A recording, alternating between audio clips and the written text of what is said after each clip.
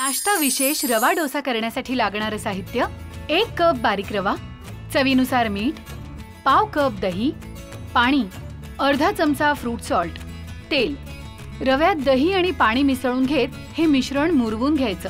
आता डोशाच्या मिश्रणात fruit salt घालायचं आणि हे मिश्रण एकत्र करायचं आणि तेल लावलेल्या तव्यावर डोसे घालायचे आणि खरपूस भाजायचे। अशा पद्धतीने वाढायचं।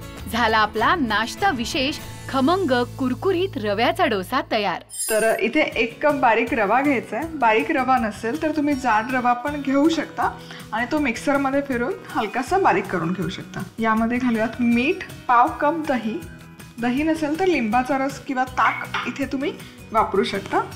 हे मिक्स करूयात। आता यामध्ये घालूयात पाणी। आधी मी 1 कप पाणी घालते। मिक्स करूयात व्यवस्थित। छान कन्सिस्टन्सी आलेली आहे, तुम्ही बघू शकाल।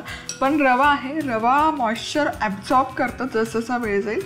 सो यामध्ये आणखी 2 चमचे मी पाणी घालते।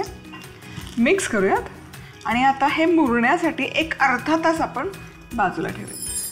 डोशाचं बॅटर साधारण 1 तासभर मी इथे छान मुरवून घेतलेलं आहे, तुम्ही बघू शकाल।